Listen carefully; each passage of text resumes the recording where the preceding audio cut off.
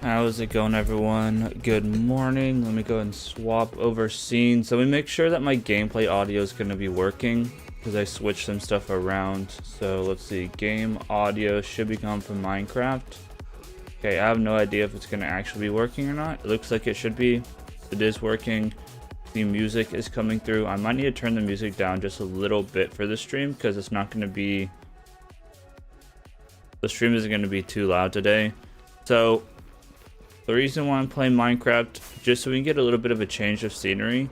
We've been playing Borderlands for the past like almost 30 days straight at this point. And it's time just to kind of play something else. My webcam is casting a blue light on my face. I don't love that, but kind of the plan is for today. Obviously, we're just going to go ahead and chill, play Minecraft, and be working on my Nether perimeter here. And then what we're going to go ahead and do tomorrow is we're going to take the day off. I'm going to go ahead and get everything ready for my first Borderlands 4 stream. I need to go ahead and get stream titles, stream descriptions, stream thumbnails, everything like that. We're going to get all of that ready tomorrow. And then Friday morning, we're going to go through and appreciate the follow.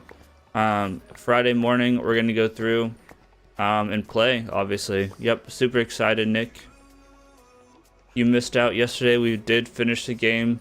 Didn't actually take as long as we had thought. I think the final run time of our long play is about 18 hours. We kind of zoomed right through the game. I think for Borderlands 4, we might do a quick long play.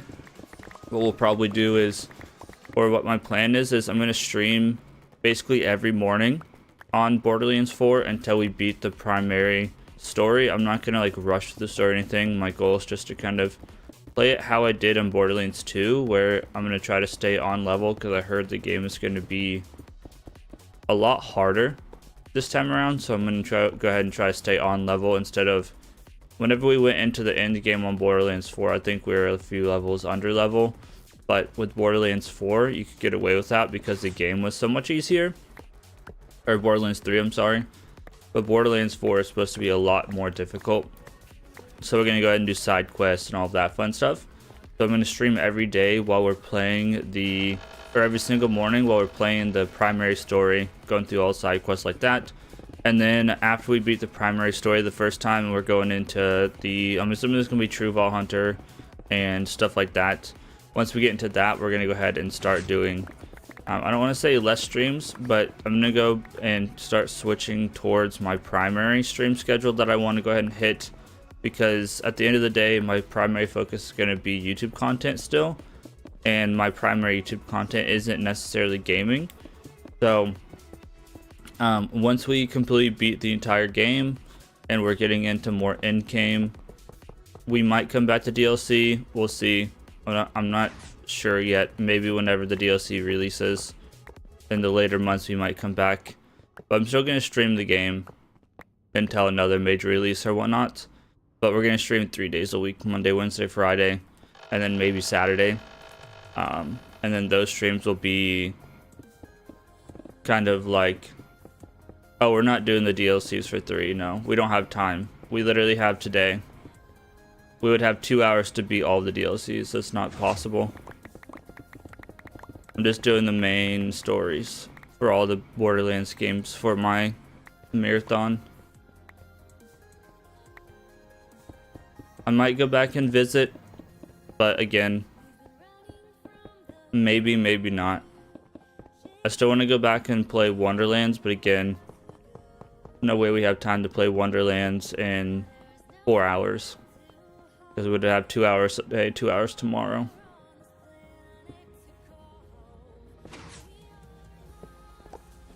So, I was just focusing on the primary, because then I would have done the DLC for 1 game, but not the other 3, so sure, we could have played Borderlands, but I think it's probably good to get a break from Borderlands for a couple of days before grinding Borderlands for another, like, probably 7 to 10 days non-stop. So, and like I said before, my channel, my streams aren't going to be dedicated to Borderlands 4, so, or Borderlands in general. So, I'm not that concerned about playing every single second of content of Borderlands. I'm more just wanting to play the game as a casual fan of Borderlands, not necessarily like a diehard fan of Borderlands. So, Borderlands 4, we'll see. DLC I know is supposed to come out end of the year in like December, give or take. So, we'll see what we're doing, what we're playing at the time. We might go back to the DLC. I might just play DLC offline or whatever. We'll have to see. But streaming 3 days a week is going to be a lot more manageable for me, because at the end of the day I want to be working on YouTube content, which my YouTube content is primarily programming. Programming takes a lot of time, so I need time to work on that during the mornings and whatnot. Because I want to make a bunch more tutorials. I want to make a bunch more other stuff. See, I could get the Super Deluxe, but I'd rather just upgrade later. Either that, or if I'm not worried about playing them right away, I can just always wait until there's a Steam sale down the road and get the DLCs for like half off or something stupid cheap. Because like that's what I did obviously for Borderlands 2. I got all of the DLCs for like no money whatsoever.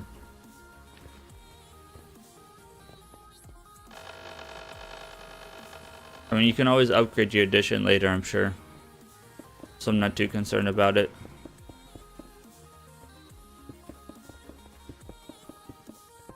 Especially if I don't even end up playing it, because I'm not even committed to playing all the DLCs. It might happen, it might not. Because by the time 3rd or 4th DLC might come out, I might be playing other games.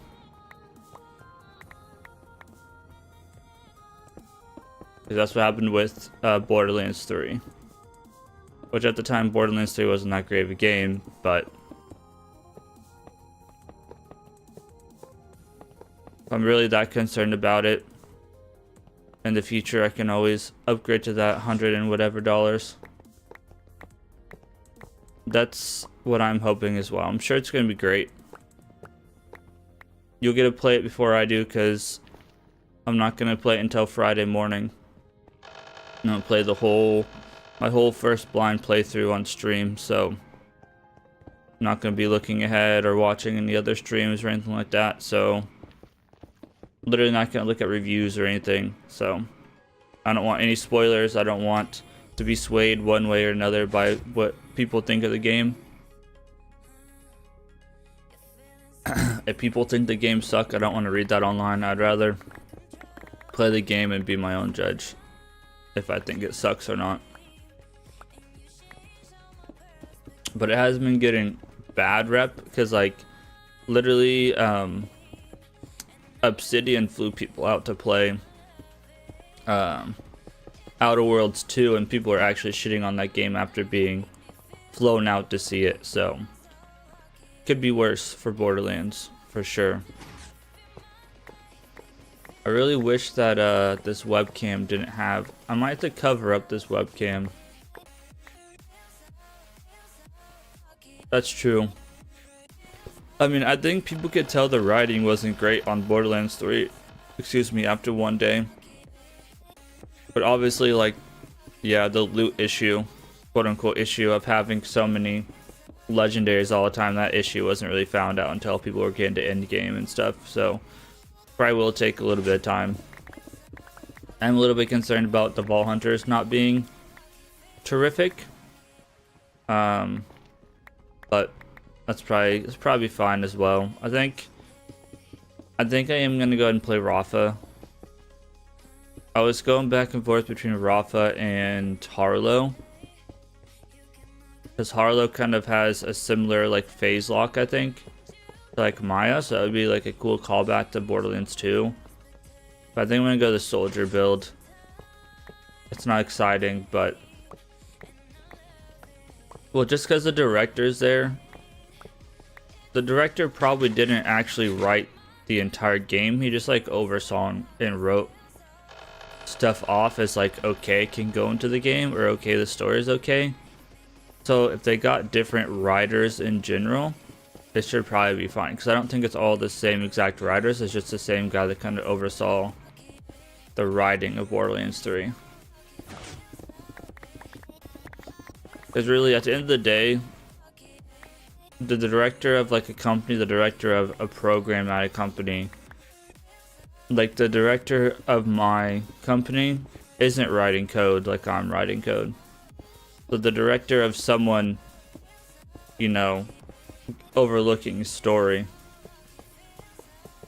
isn't going to be the person actually writing the story. Or like back in the day when David Vonderhaar was the creative director of Call of Duty, he wasn't programming Call of Duty, you know. He was just taking the fan feedback and he was telling people what to do with it. So I would suspect if they got new writers and they did take it seriously, and Randy Pitchford said, yo, we need to make it more like this game, I would say that would probably be the case. Because like really the director is kind of like, for lack of better terms, the person directing all of the people on what to do. He isn't actually writing the story. But yeah, Borderlands 3 was very much pushing, I don't know that like wokeness is the right term, but like it was pushing just like I don't know. It just wasn't really a Borderlands title in the way of like storytelling. I mean, it doesn't surprise me that Borderlands 3 was the most revenue. Gameplay wise, I would say it's probably the funnest gameplay of all the games. Now, it probably would have been better if it was a little bit harder, because like once you get those legendary drops rolling, and you have like the best legendary weapons, which, you know, Borderlands 2 we kind of beat the Destroyer in a cheese way, and we beat Jack in a cheese way because we had the Lyuda that just kind of shredded through both of them. But like Borderlands 3 was like even worse. Almost every single boss after I'd gotten like legendaries around level 30ish was just like a joke, because I had that shotgun that shot out like 12 explosive or 16 explosive rounds, and I had a 16 round mag, and you could just sit there and spam it, and literally I took down Tyrene in like 5 minutes. And the only reason that it took 5 minutes was because she has that massive cooldown. We had to like climb on her back and like open up her crit spot. And it took me like 3 cycles to figure out how to get onto her back to get that crit spot open. So like if I would have figured that out in the first wave, whenever like her crit spot opened up, it probably would have taken me less than 5 minutes. Because I literally shot her like 6 times, 7 times, and then she went down into her cooldown. She knocked me once, I think, and it was because I just didn't jump over an attack and got double hit. So, I just hope, I don't want Borderlands 4 to be like too hard, because like I think they were like trying to like with like Borderlands pre-sequel, I feel like they thought Borderlands 2 was too easy, and they cranked up the difficulty of Borderlands the pre-sequel. Either that, or I was just playing the wrong character, and the character was not great, which I think might have been the case, because I've seen some gameplay of like Claptrap in that game, and Claptrap's just going absolutely nuts. Okay, let's not break our pickaxe. How close were we? Oh, we're good. 66. It looks like we're gonna take a trip to the end today as well, because we need to go ahead and heal up some pickaxes, so we can get a tour of the world a little bit. But yeah, I'm super excited. I will be able to sleep. Like, I'm excited, but I'm not like so excited I won't be able to sleep. But it's gonna be a good time. I don't know why this song reminds me of Forza, but like I want to go back and play Forza, like all the Forza games.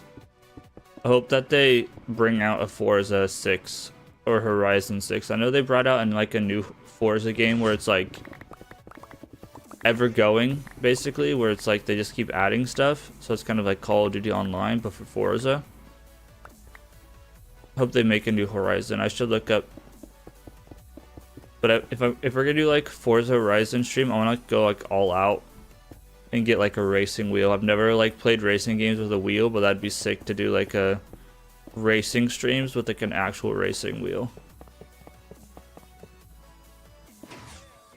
I'd like to do like these gaming series marathons like a few times a year, where like every time I drop a big tutorial, but I gotta figure out how to drop a big tutorial like 3 or 4 times a year. I'd like, on the YouTube side of things, I would really like to drop like a mega tutorial slash course every quarter. But the problem is that it just takes so long to develop courses that like it's so incredibly hard to get them out every quarter. So it took me like 6 or 8 months to do the course that I released this month. So if it takes 6 or 8 months every time, given the next course I want to do, I don't think is going to be, I think I'm going to do it in a different way. That shouldn't make it take as long. Fingers crossed, editing wise and stuff. And like, I want the script to be like perfect throughout this last course. I'm not going to try to do that again. So hopefully the majority of it's just kind of doing research.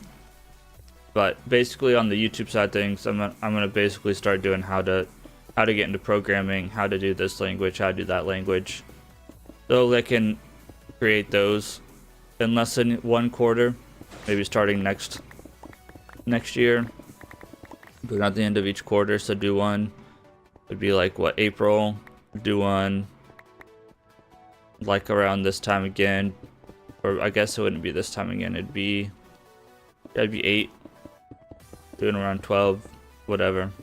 It's only 3, it's not each quarter, but I guess it'd be 3, 6, 9, 12. So still one around this time, but one every 3 months. We'll see. I might have to do like one every 4 months.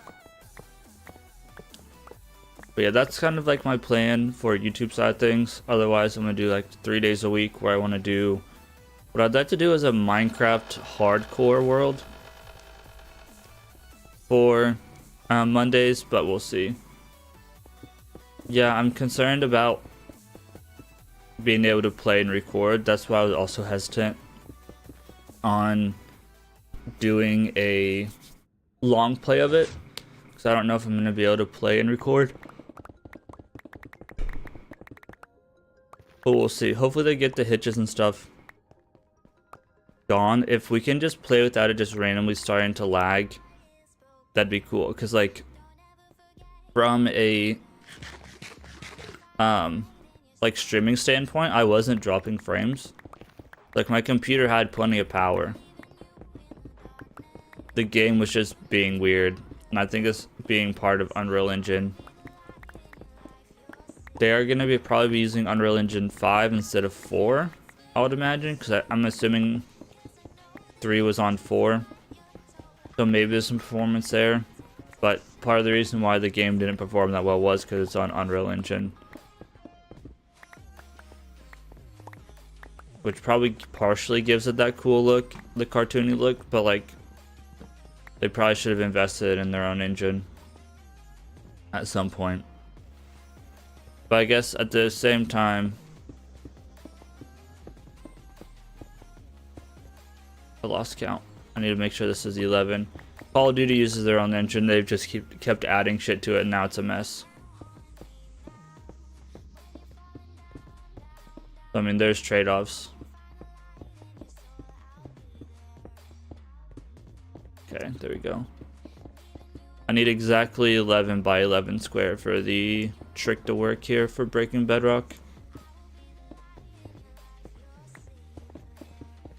Well, I'm hoping, fingers crossed, that the course that I posted to YouTube over this next month will continue doing well.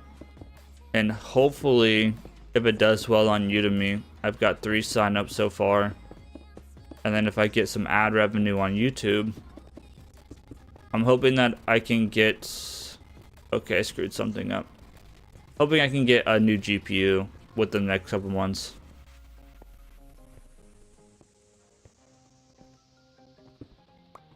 And then if I get a new GPU in the next 1 month, it won't matter anyway. I'll get it like a 5070. I'll get a new GPU with YouTube money. And then I'll get a CPU for like my birthday or something. Yeah, I'm gonna get a 5070. Not the top of the line, but it should be plenty for streaming and recording most new games. And then whenever I get into like the house that we're gonna build, and we're not gonna be moving like anytime soon, like 20 years, whatever, 20 plus years, I'm gonna build a PC and a desk, and then that's when I'm gonna go crazy on the budget. Like probably do like a dual PC setup, because I'll plan to stream at that point. Do like a dual PC setup inside of a computer. Or inside of a desk, of course inside a computer, but dual PC streaming setup inside of a desk, water cooled, like 6090 or whatever the top of the line Nvidia is at that point for the gaming, and then probably get away with like a 70 series or something for the streaming, because it'd just be doing nothing but encoding. Yeah, well, I don't have 5070 Ti money. I won't have 5070 Ti money, so I know what the reviewers say about the 5070. The 5070 is good enough. Because the Ti is like $900 or something like that, or $800, versus the 5070 is down to like $550 now. And they're gonna drop a super, so it's gonna drop the 5070 prices even more. I know it's not worth the money, quote unquote, but it's what's in the budget, which sucks. But sometimes you just have to go with what you got the money for. Because if I wait for YouTube money and course revenue and all that stuff to come through, it'll be months and months down the road before I have enough for a 5070 Ti. Because like in a perfect world, I'll just get a 5080.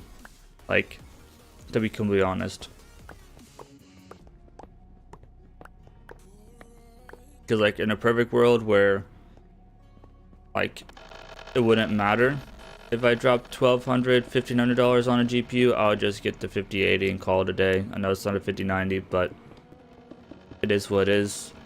And it's like I could go down and go to Micro Center and buy a 5080. I have the money in my account, but financially it would not be a smart thing to do. I'm not just gonna go drop big money on stuff that isn't a necessity at this point, especially with the way the economy is. Keeping your job in America isn't necessarily something that's given.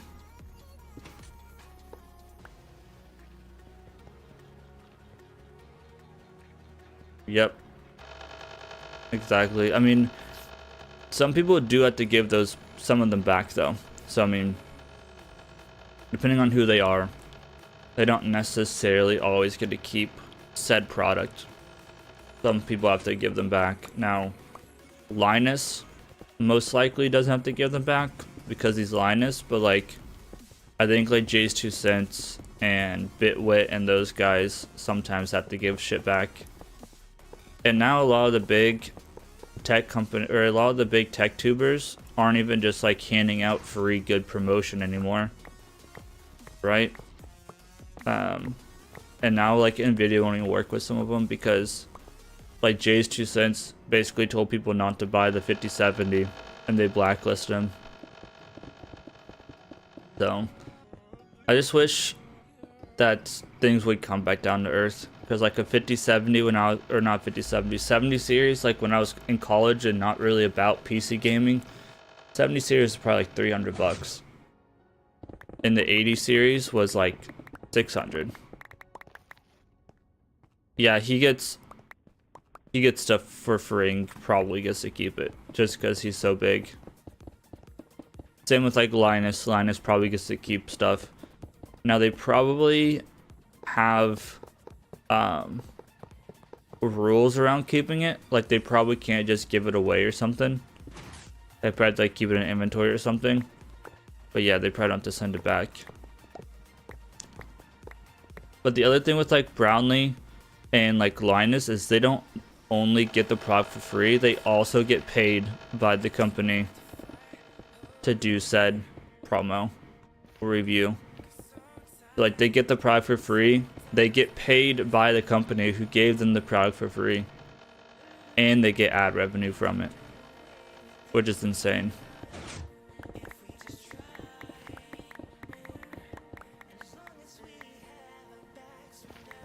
And the craziest thing is, like, doing product reviews wouldn't even really be, unless you're established, doing product reviews isn't even like feasible for someone nowadays. Because like, think about, like, I guess Linus got into it by working at a tech company and he was doing their promo videos for like a store.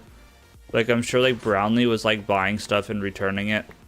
Same with like a lot of the other like big tech people nowadays. They'd like go buy like a 1080 Ti, benchmark it, test it, do a review of it, and then go give it back or return it to the store, get their like $600 back or whatever.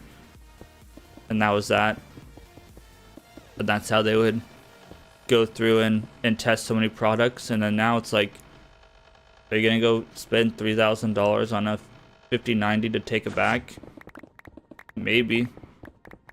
But that's like insane money. You're gonna spend $500, what used to be 80 series money, on a 70 series? Probably not.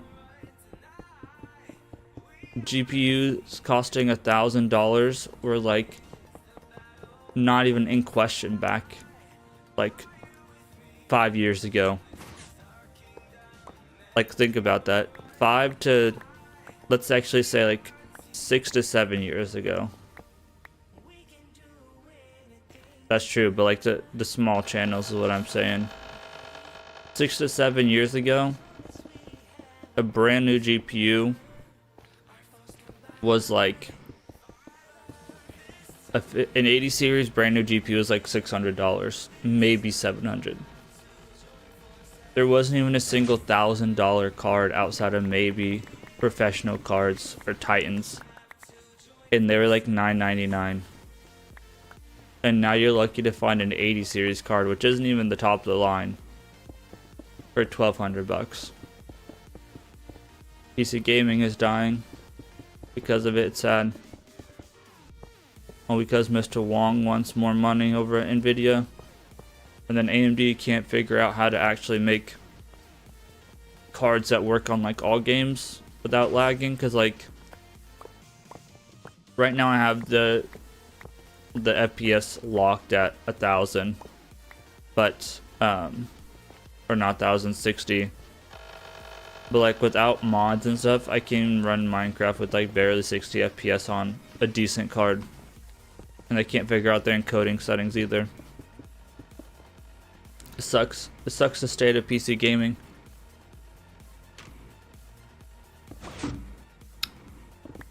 And there's not even really, I mean, maybe there's competition. I haven't heard much from Intel, but like, it went from Intel being like majority shareholder for CPU, and now AMD just owns everything for CPUs. I think Intel still has a really big market in laptops because they've got some like ultra low power options that are like okay for laptop performance. But like AMD basically has the CPU game on lockdown, and they're building better all-in-ones as well, where it's the CPU and GPU together. Yeah, it would be nice if I would have blew up on YouTube 10 years ago, 6-7 years ago, before I got out of college. Just started programming content earlier. I bet I probably would have blew up if I was doing Java videos back in 2018 instead of trying to make Call of Duty videos.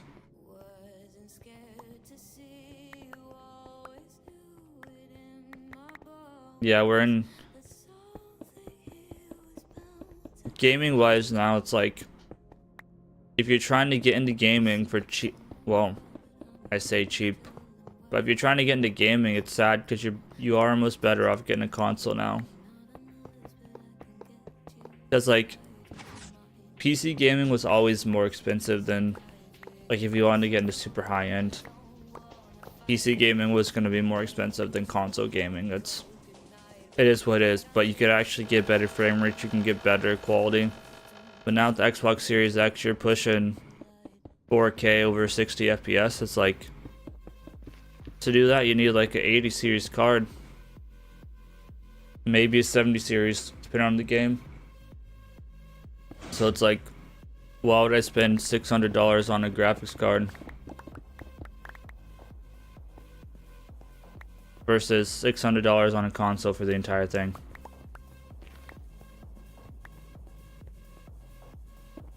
You have to be careful with those sites. That's all I gotta say.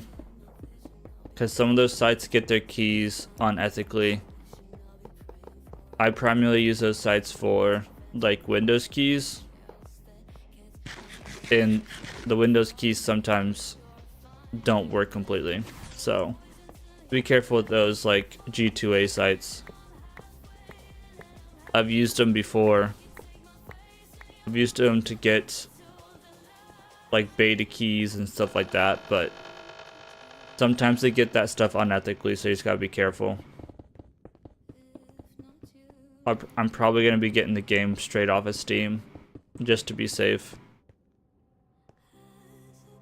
Probably ordering today after stream. I gotta go through our finances. We spent some money yesterday, so after I get through our finances and stuff, I'll probably order. It's not necessarily just that they don't work, it's just the ethics of it. If I'm gonna get cheap games, I'd rather get them off Humble Bundle, honestly. Obviously, you can't count on Humble Bundle to have a specific game that you're looking for, but whenever they do, that's typically how I get my cheap games. Then at least the money goes somewhere.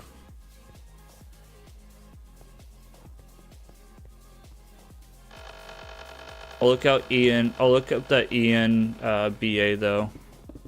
See what they look like. I know G2A's had some shady pasts.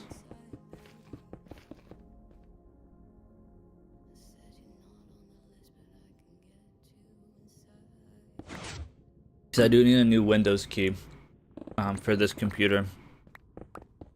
Because I got a Windows key off of CD Stream Keys, I think, which is like a sponsor of a lot of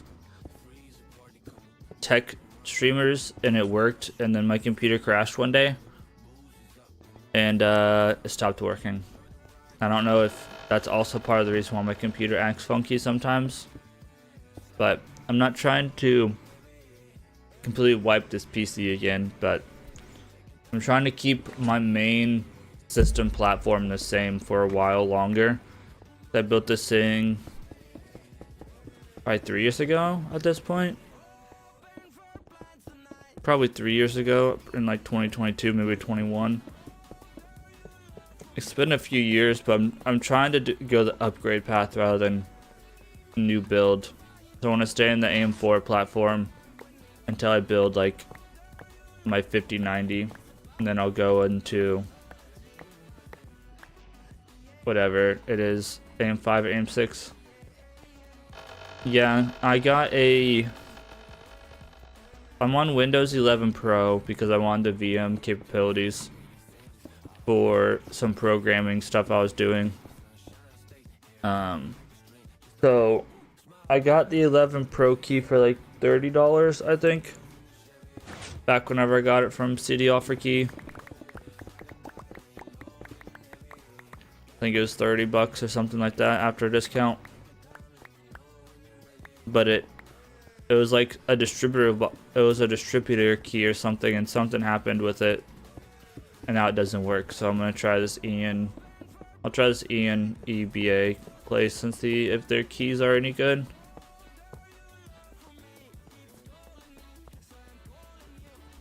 Why do I want a Windows 3 key? What would I do with a Windows 3 key, my guy?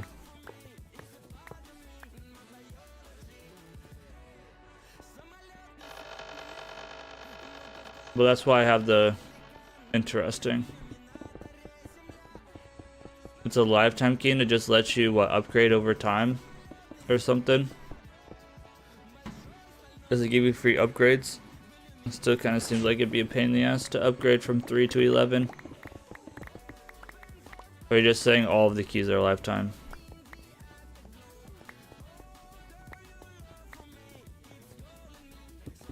Because I mean, my Windows 11 key is supposed to be lifetime as well. But that's why I have a watermark on some of my videos. You don't see the watermark right now, it comes and goes. But I can't change my background or anything. Like, I'd like to get the background studio or whatever it is on Steam and actually put a cool, nice background on my computer, but I can't. Yeah, whenever those keys are gonna be lifetime. But like, if I were to like reset my PC, it wipes the key off of it because I built my PC myself. The distributors get like different keys, a different type of key. Like your Dells and whoever else, Alienware, whatever Lenovo, MSI, they all get like a different key. They give you like slightly different access versus whenever you build a PC. I had originally put Windows 10 on this machine whenever I built it a few years ago. And then I upgraded hard drive, so then I put Windows 11 on the new hard drive.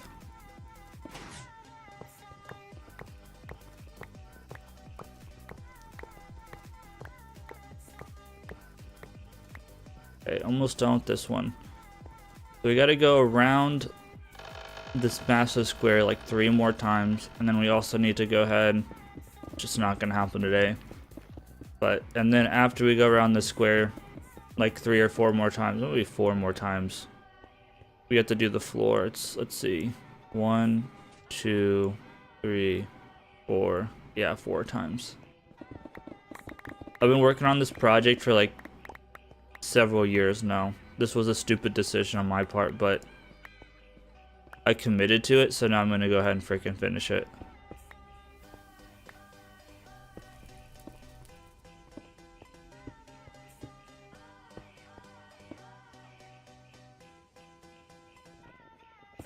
Whoops. Committed to this bit, now it's time to pay for the consequences of it.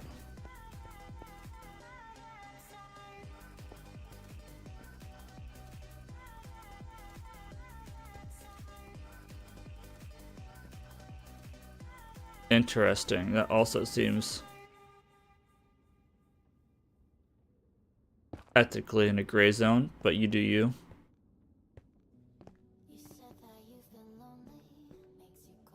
Alright, let's go ahead and move this beacon.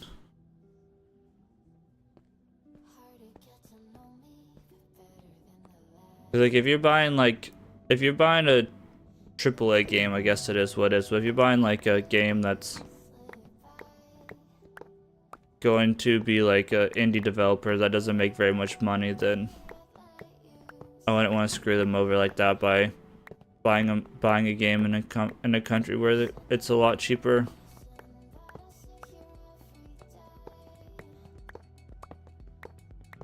Game like Call of Duty, it is what it is. But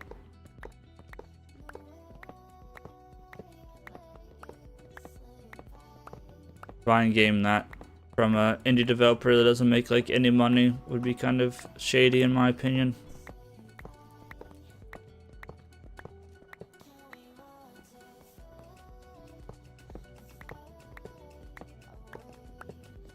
Let's get this beacon moved. We're going to have to move that beacon over there in a little bit as well, but it's fine. We even get to that point. I think we should. Once my coffee starts going, I'm gonna go grab a cup as well. I think I have it programmed to start brewing at 5:45 in about 5 minutes. We'll also go grab some coffee in a little bit. Hopefully this beacon reaches over here.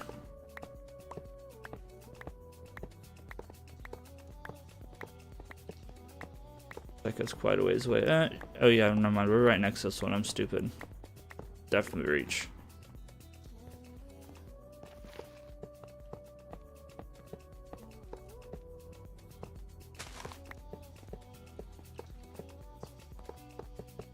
Makes me irrationally annoyed whenever these don't line up inside of a chunk, but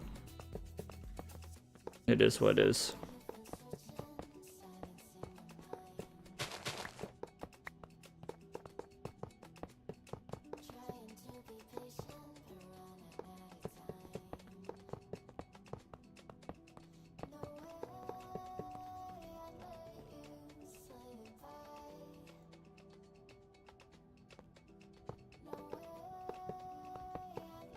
There's no way I'm finding a working Series X for $180. Not in our area.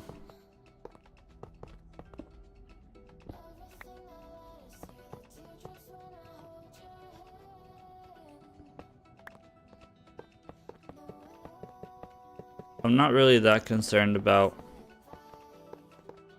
making massive upgrades or making more money, because gaming isn't even, I don't want to say it's not that important, but like this is just a pastime. I don't need to spend a bunch of money on this, so I don't need to go out and, if I ever get a second job or try to make extra money, it's going to be because we need extra money to survive.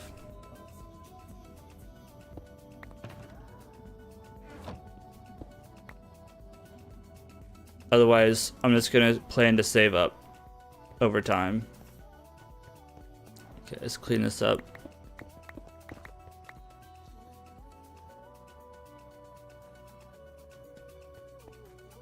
Alright, so I need to go to that red line.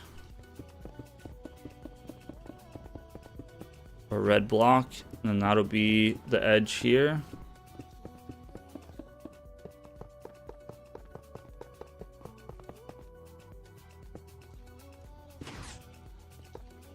Because half the time, whenever you're trying to flip stuff, like sure you found one for 180 and sold it for 500, but then you also get, like that's kind of like a one-off. Oh, I fucked up. I didn't put that where I wanted it at all.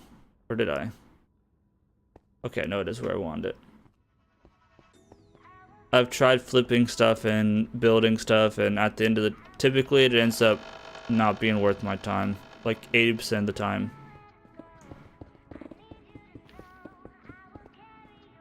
Gotta spend the time with my family.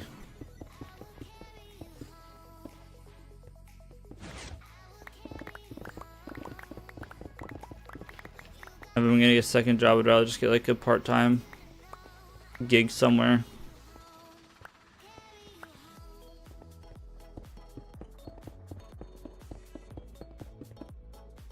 Okay, let's go ahead and get rid of this chunk. Should be able to do a couple more chunks before I see.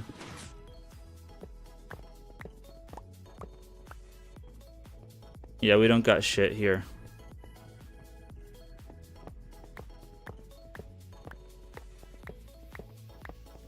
Should be able to do a few more chunks before we need to fix this pickaxe, so we might not even have to fix the pickaxe today. We need to place down some temporary blocks across this other edge. That's actually nuts. That companies are scalping their own customers. Because if you sell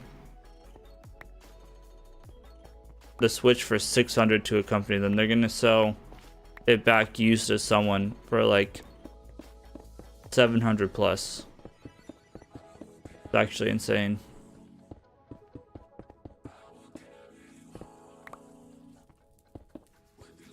It is a lot of broken bedrock. So all of this has been broken as far as the eye can see. And I've broken it all by hand. That's why it's taken so long. The basement, or the bottom part of the perimeter, also is partially broken. I still have like 3 more layers, I think, down there. Maybe 4, unfortunately. I'm hoping it goes a little bit faster than this though, because I was stupid and I flossed the ceiling here. So I had to fill in every single time I was breaking. I had to go fill in all of the spots that I had flossed. And then I had to go back through and delete the bedrock again. So I'm hoping that since I didn't floss this area, it's not going to be as bad. We're going to do a fog effect with black glass and... We're going to do a fog effect with black glass and whatever. It's like the stuff you get from the ancient cities behind it to look like a starry sky in the void. Is my plan here. It's going to look like the void all around. I can't do VR. It makes me sick.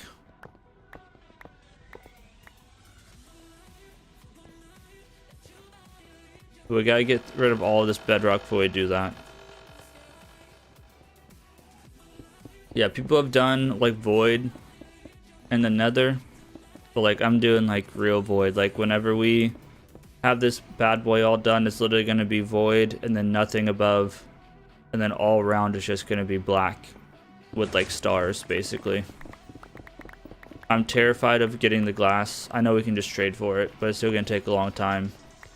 And I am still terrified of getting all the stuff of for the walls. What's the point? I don't know, because it's fun. I want something to grind for. Not many people have broken out an entire perimeter's worth of bedrock by hand. People have definitely done it with bedrock breaking machines. But I didn't like the way it looked whenever you had to use the bedrock breaking machines. Well, that, and whenever I started this, I didn't think it'd take this long. You don't really realize how big a perimeter is until you start working on one and you're like, oh crap, this is way bigger than I thought. At this point, I'm too far in. I might as well finish it.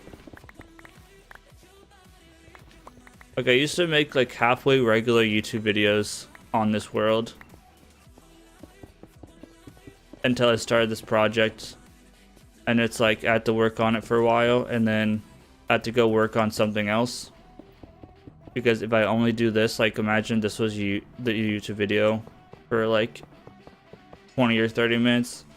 Okay guys, yep, we broke 2 chunks of bedrock today. Like I had to start going off and working on other stuff, but now I'm kind of like at a point where I'm at a crossroads where I just want this project done. And Minecraft doesn't do that well on my channel anyway, so it's like, okay, I just work on this and make like a big video whenever it's finally done. Never heard of Tanky. Uh-oh. Missed.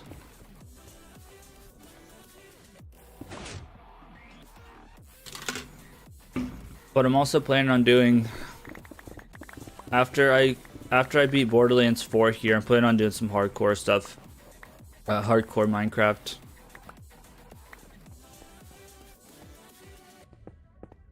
Oh, the classic pay-to-win games. Was it free as well? It was free, and then they started adding in the pay-to-win aspects to make it easier on you. Classic.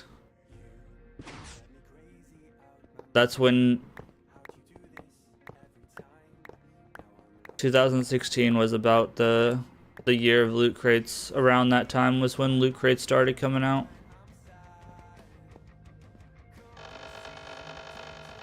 That's what happened with Call of Duty Advanced Warfare and Call of Duty Black Ops 3. They put loot crates in, which were supposed to be cosmetic only. Well, I guess AW was never cosmetic, was never committed to be cosmetic only. In Advanced Warfare, they put them in. And they put literally the best gun in the game behind the loot crate, which was like a modified assault rifle. So then everyone just started buying the keys or whatever to be able to get this gun.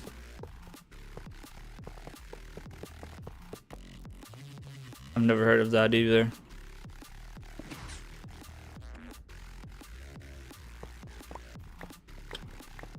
But then Black Ops 3 said that they're only gonna do cosmetics in their loot boxes, and then they put weapons in, and then they're like, oh well, we're only gonna go ahead and do melee weapons, and it turned into other weapons. I haven't heard of that either. No. Gosh dang it, I didn't get there fast enough. Doesn't matter anyway, I scuffed it. Yeah, let's try again.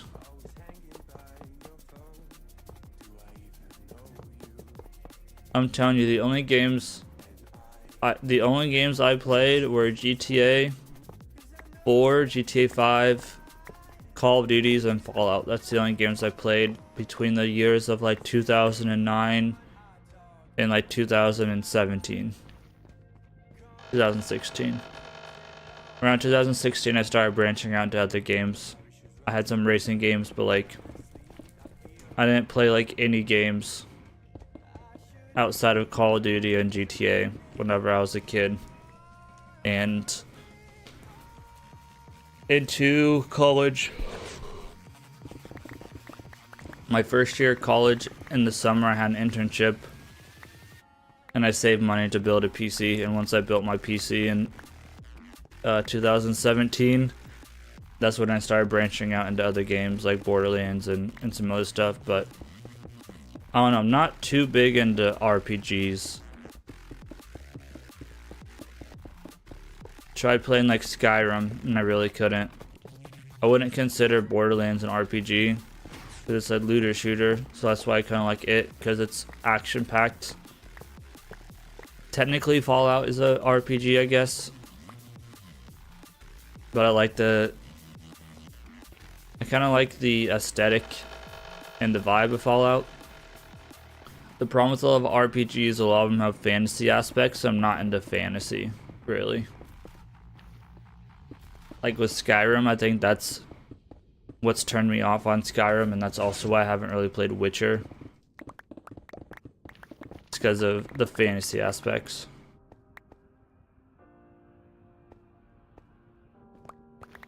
Well, that's the nostalgia hitting you. Everyone thinks the game was better than it was years later, and then they go back and like, oh, this game wasn't actually that good. It's kind of like when people go back to like, they play Borderlands 3, right?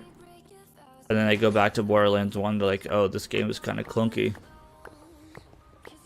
I'd never say that about Black Ops 2, because Black Ops 2 is the GOAT, but like, Games like Modern Warfare 2, like the original from 2009, the game was fun as shit back in 2009. But if you go back to that game now, and you find a lobby without hackers, it's just going to be nothing but noob tubes. And noob tubes, and that's about it. People spamming tacticals, and it's like, this game isn't even fun. But it's because it's not the same. And you remember it being different because you played it in its prime. It's just how it's going to be.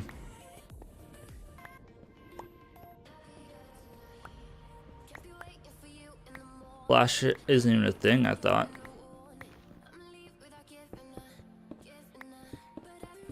It's an online game, like straight up on a browser. Interesting.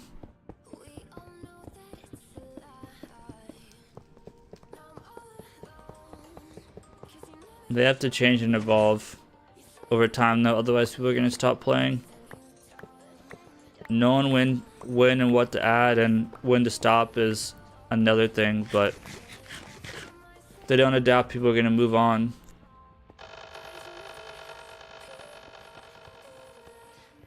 And realistically, a lot of the times it's like a good thing, because if you really think about it, the people that were playing a game back in 2009 are going to be different from the people playing the game now. I would say that majority of the Call of Duty players, just an example, that were playing Modern Warfare 2 in 2009, most of them don't play Call of Duty anymore.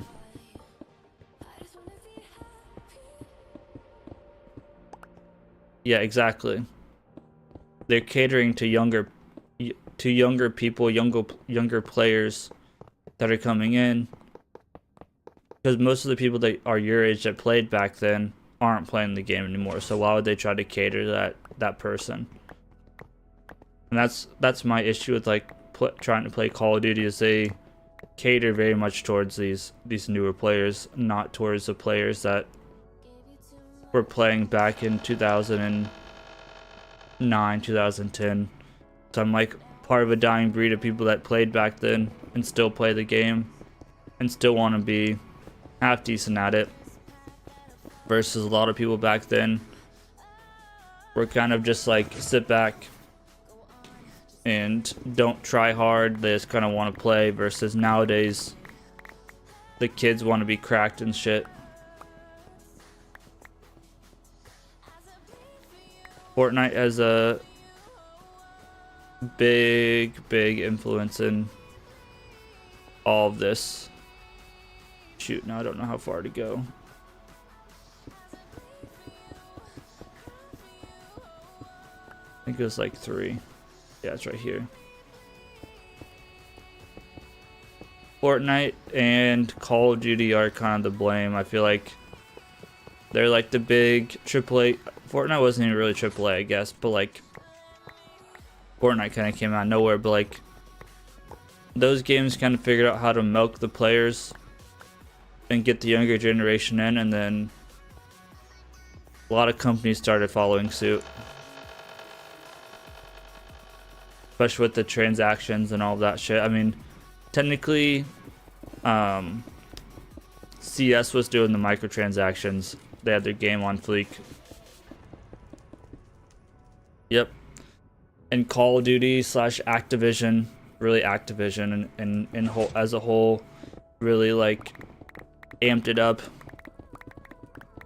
Because like back in the day, right, you would buy the game for $60, and then you would buy 2, 3, 4 DLC packs for $10-15. You'd pay $120 for the game, but you would also get new content, right? You'd get new story, you'd get everything like that. Now it's like people pay thousands of dollars after they paid $70 for the game, $80 for the game, all on skins they can't even freaking see. It's all thanks to Epic and Activision, and that's partially why games have gotten so bad. They don't care. I don't want to say the developers don't care. The developers most likely care. I would say the developers probably do care about the game. The people that don't care about what the game is like is the board chairs and the shareholders that want the profit to go up. So money first over everything.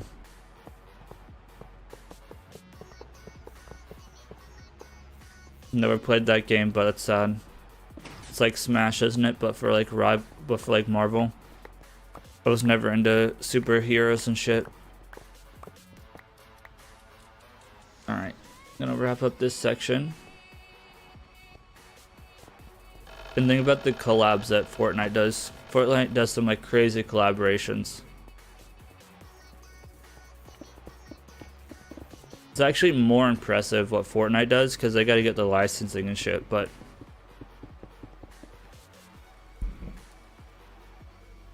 Fortnite, it makes sense to do crazy skins because it's Fortnite. Call of Duty, yes, it's not a realistic shooter, right?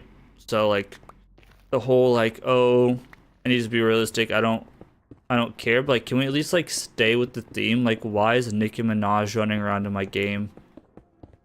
That's supposed to be like about war. Why is Beavis and Butthead running around being like twice the size of a normal operator? And then it like randomly will, I don't know how I have it set up to randomly select an operator, but like apparently just randomly selects one for me every time I get on. But every time I get on, I have like a random operator, and then it chooses the Beavis and Butthead one, which is like 3 times the size of the normal operator. So then I'm easier to shoot. It's like stupid. But yeah, I miss the days when skins weren't a thing. The most like controversial, or like the most like skin-ish thing that Call of Duty did back whenever Call of Duty was good was they added camos to the game. And even those camos were like, you could actually see them on your gun. With skins, it's a first-person shooter. You can't even see your skin when you're playing the game unless you're doing emote or in the end screen.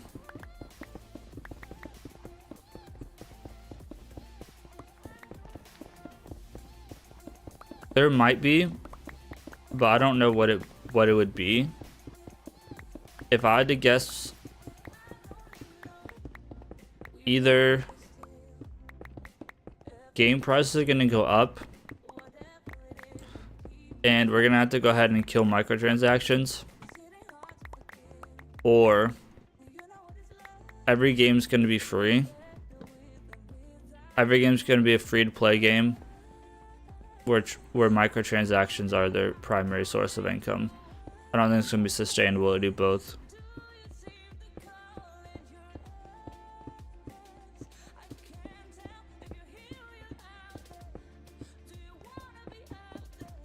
This doesn't make sense to pay $80 for a game and then pay hundreds of dollars on top of the game for non-story based content or actual like relevant content. It's all just junk.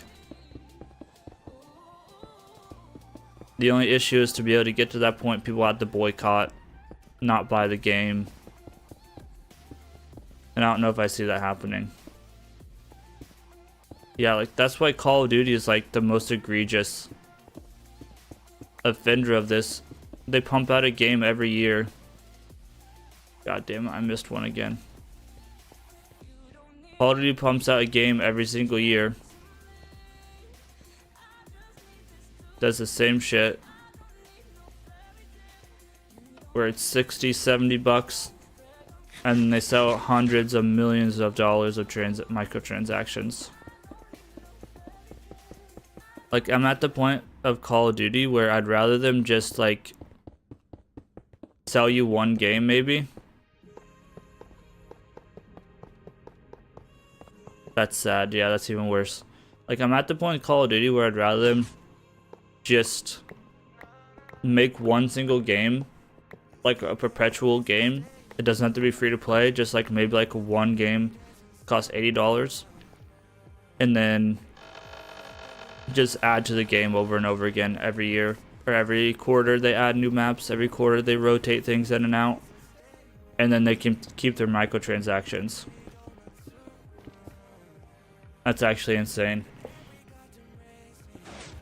I mean, you can still grind though, right? If you just want to skip the grind, you can pay 120 bucks for 99, because like it's similar to that with the Call of Duty Battle Pass, right? You can it's the same thing with the Battle Pass. They put guns in the Battle Pass in Call of Duty, and if people want a gun, you can buy tier skips. So instead of taking several hours of double tiers or whatever, you can get it for like 20 bucks in 5 minutes or whatever. But that's way less egregious than like 2K taking, like getting your player maxed out for 120 bucks versus, because like a gun typically only takes like maybe a week or so grinding to get, versus I'm sure 2K probably takes like months to get a 99 overall. I don't know, I've never played 2K. And I will also say, like, the sports games coming out every year is way more egregious than Call of Duty coming out every year. Because like Call of Duty coming out every year, at least they change the setting. At least the guns kind of change. It's the same game, yes, but you're getting some new maps until Nuketown comes out, and you just played Nuketown 24/7 like I do. But with like NBA 2K and Madden, for example, like it's the same game, same teams. They can push out an update to move players to different teams whenever trades happen. They can push out updates at the beginning of the year, after preseason, with the teams. They don't need to build a whole new game to redo teams. I heard that the FIFA games are the same as well, so like all sports games that are based on teams, like the tech is not changing enough. Now like I bought Madden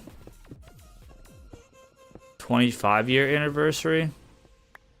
I don't know what year it was. It would have had to be like early 2020. Either 2020 or 2021. That Patrick Mahomes on the cover. Might have been 18 or 19, I don't remember. It was the one with only Mahomes on it. It was after his like crazy season, so it was probably Madden 19.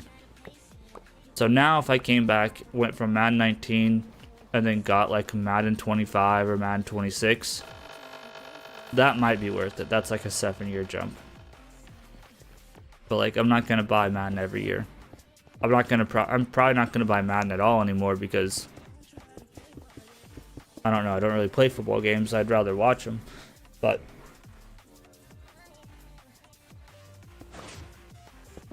you see, even if I bought NBA games, I'd still have the restraint not to buy shit like that.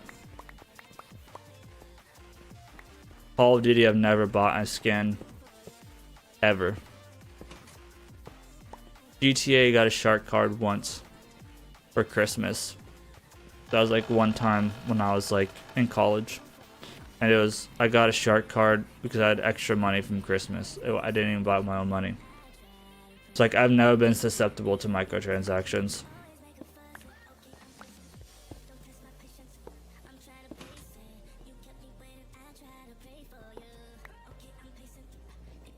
I just wouldn't get on then, honestly, or I'd play by myself. Because at least with those games, those are games you can play by yourself. I wouldn't feel obligated to play those games with friends, versus like Call of Duty, I feel obligated to play with friends. It's more fun to play with friends. I'm sure 2K would probably be more fun to play with friends, but I'd rather play like my own created character or whatever, or like Road to Glory, whatever they call it, by myself.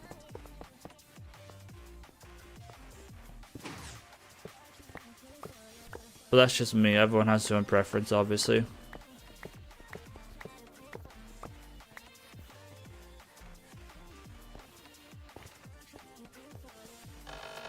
Alright, I'm gonna finish up this chunk over here of breaking, and then I'm gonna go ahead and take a quick restroom break, grab some coffee, and we'll stream for another 40 minutes or so. We're gonna do just like a quick 2-hour stream today. Like I said, I don't want to skip streaming today, but I also want to kind of have like a quick chill stream because we're gonna be high pace, high octane starting on Friday again, jumping straight into the game. So I'll probably buy it this afternoon. I'll get the pre-order bonus for the heck of it. And yeah, we'll stream on Friday morning.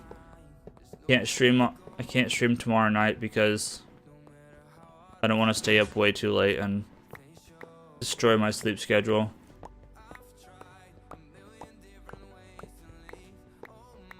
The problem with Fortnite to me is like Battle Royale was fun for like a month and then it just got old. Like sure, there's variables to it, but like from an esport perspective, I like kind of games that can be played as an esport, and there's way too much variability and there's way too much randomness to whatever it's called, Battle Royale. Like one roll you could get a good gun and just fry, and then the next game you don't get anything and you just lose immediately, right? I think I played like 5 or 6 games of Fortnite total. So I'm also not a big fan of third-person shooters. That's the other thing.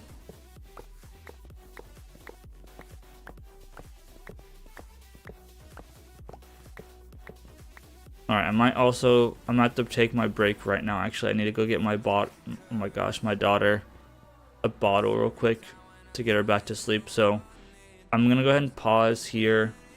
I'll go ahead and be right back, y'all. And we'll go ahead and pick back up after I grab some coffee and get my daughter a bottle.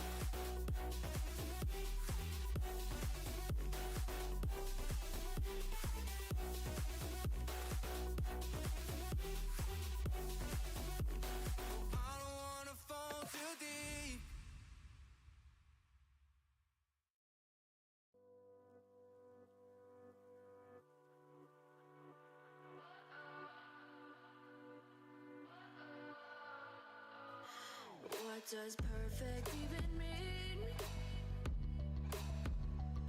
Is there even such a thing? Ooh, can we switch up all the rules and imagine a utopia? Darling, I'm just so fed up with these expectations. They keep weighing me down.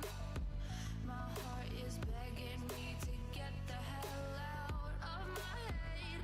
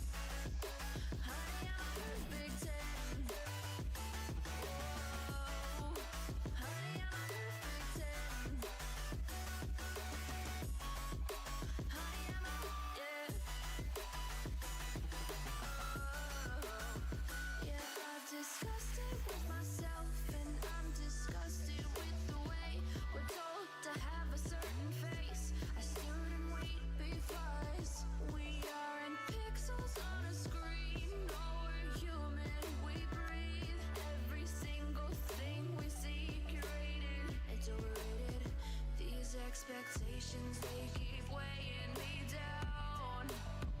My heart is begging me to get the hell out of my head. I'm gonna live inside the upside down for a minute and pretend, honey, I'm a perfect 10. Whoa, honey, I'm a perfect 10. Whoa, and if I say it enough, it gets ingrained in my head, and I start. Alrighty, y'all, let's go and hop back into the live scene. Alright, so we're almost done with this chunk. After this, we need to go ahead and fill in some extra space. Although we might have enough space, we'll see here. We just need a little bit of working room to be able to run back and forth, basically. Although we might have enough space. Well, no, we're not. That's tragic. If we have 11, I might count this out. Because if we have 11, we can fit the breaker in this area, but I don't know if we have 11. 1, 2, 3, 4, 5, 6, 7, 8, 9, 10, 11, 12. We have just enough to fit it in this section right here. That's good. So I'll just go ahead and do like 1 or 2 rows of blackstone across this other way. Be able to do that way it doesn't fly off. Might still fly off though, so we might want to do a little bit more, but we'll see how it goes. Save us a lot of time if we don't do all the way to this area. We'll have to run backwards a little bit, but it is what it is. Yeah, I'm super excited for Friday. I would stream like Thursday night, but I don't want to run the risk of staying up too late and not be able to get up on Friday. And nighttime streams don't do nearly as well. And what's the difference between playing like somewhat late on Thursday, like hours after it releases, versus just waiting a little bit longer and just streaming on Friday morning? So probably stream like 2 to 2.5 hours Friday morning, and then we'll see if I can control myself and skip the stream on Friday night. I think I'd rather stream Saturday morning though. So I'd rather go to bed at a decent time on Friday night by like 11 and get up and stream in the morning on Saturday is what I think I'd rather do. So same on Sunday. I'd rather go to bed at a decent time on Saturday and not stay up till like 2 a.m. and then get up at 4 and stream at 5 on Saturday. I don't think we have anything going on Saturday this week, so I should have plenty of time to stream.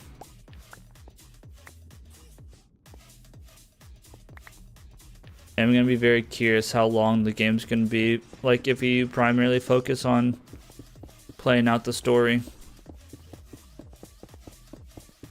Borderlands 3 ended up being under 20 hours playing only story. No side quest. Who cares if it's going to be like 20 hours, 25 hours? Like, is it going to take us 10 streams, 11 streams, 12 streams?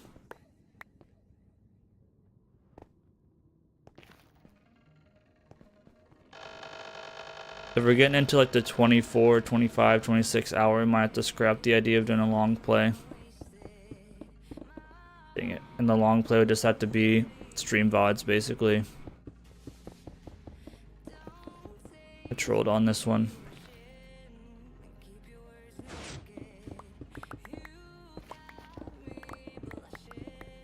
What I wish is I could do videos where I streamed and then edited out the videos and cut it up to like be all the good moments and stuff throughout the gameplay, but one, no one would watch them anyway, and two, it takes way too long to do that for me. I need an editor, and I can't be paying an editor right now. Editors are people that like do this full time.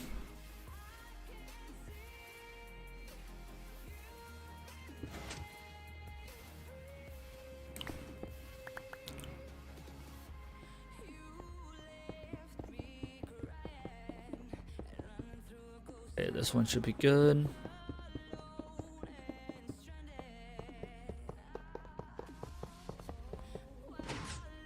Last one of this ring. We're getting somewhere pretty quick though. This is only taking me a few weeks to get to this point. And the other times it took a lot more time.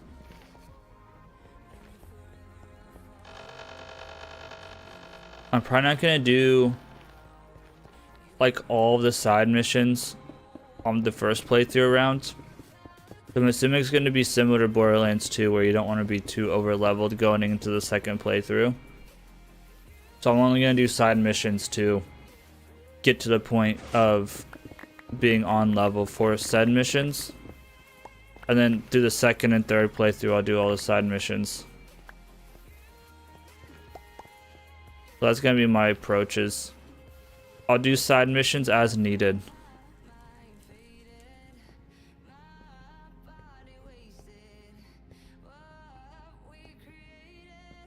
Perfect. Okay. So, how do we want to do this? Let's grab some blackstone. We're out of blackstone. Come back for that.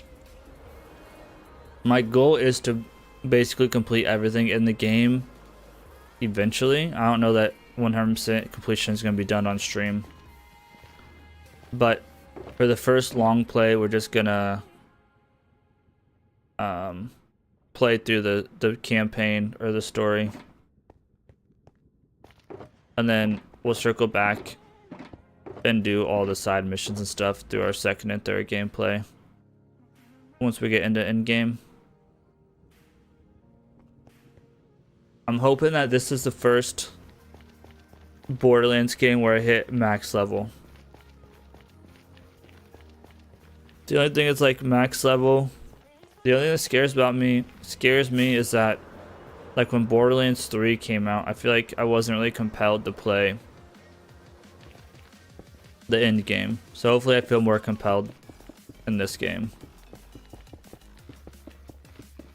Because Borderlands 2 is like before DLCs came out, it was just like the mayhem mode and like the trials, I think.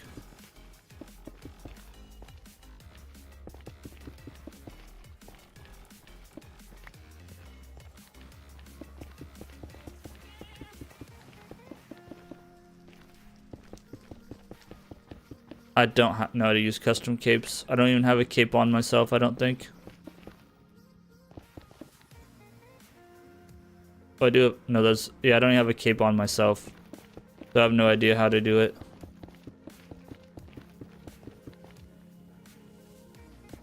I need to get rid of this. There we go. Let's do like 4. Just to give ourselves some space here.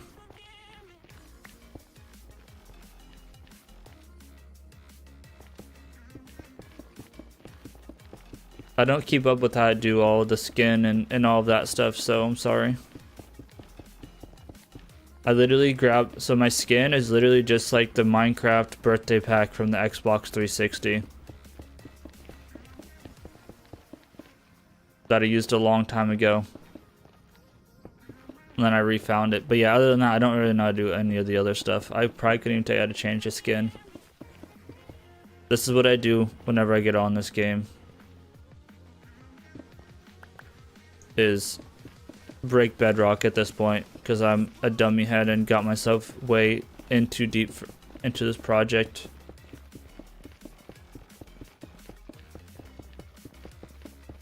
I know we're supposed to get a pack this year, and I'm sure they're gonna do. I mean, what does the average Borderland normally get? Like 3 or 4 DLCs? But imagine we get at least 3 or 4 would be my guess. And we know already that we're getting Vault Hunters.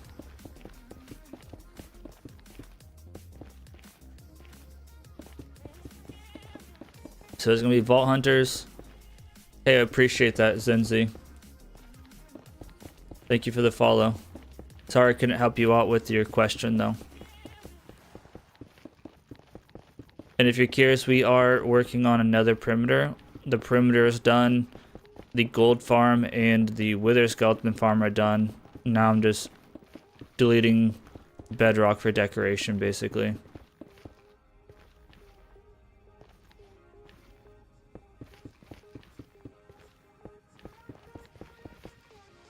That's kind of crazy that Borderlands 2 is getting DLC until 2021. Considering that game came out like 9 years before that. I think people are hungry for a new Borderlands, so I'm assuming that people are probably gonna buy whatever. That's also partially why like the other Borderlands took so long to come out. I guess they were doing Borderlands 2 DLCs after Borderlands 3 came out.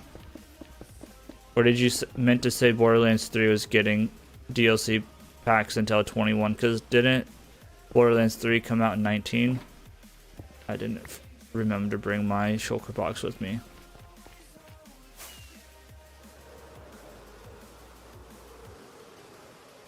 Dumbass. Forgot a shulker box.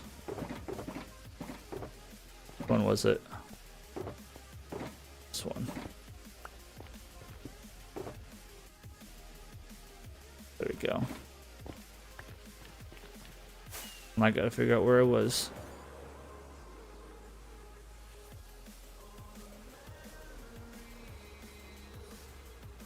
I think I'll go 4 wide on this. 3 wide, we'll do 1 more. 1 more wide.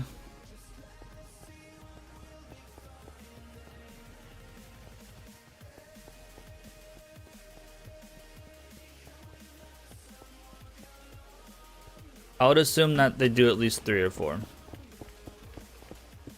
And then I bet they have at least 3 planned. And then they'll decide to do more if they sell well, would probably be my guess.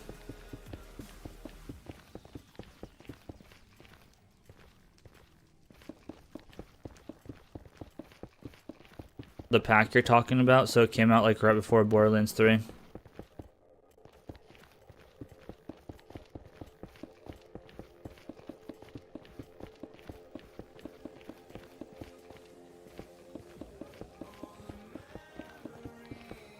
Because Borderlands 2 is 19. Well, I mean, it was the best game in the series. And really, it probably was supposed to be DLC for the pre-sequel. But that stuff shut down. The goal was probably to make DLC up until Borderlands 3 for the pre-sequel. Until the Australia team shut down. And they're like, shit, gotta make some sort of content.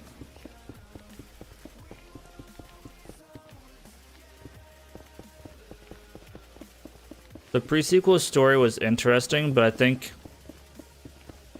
I rank it below Borderlands 1.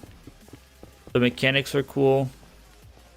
I don't know, something was just off about the game, and it felt like they cranked the difficulty up way too high compared to the last Borderlands game.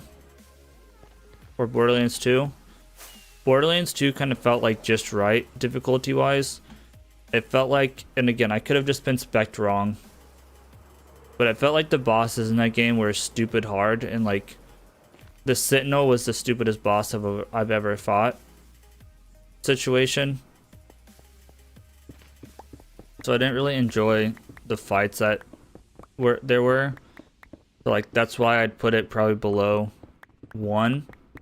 Borderlands 1 is definitely gameplay wise not as good as 3, but story wise better than 3 probably. The story still had its loopholes because, or not loopholes, its downfalls, because I went back and watched a video about like the retrospective of Borderlands 1, and like if you think about it, Commandant Steele is supposed to be like one of the main protagonists, and you only see her like once when she's getting impaled.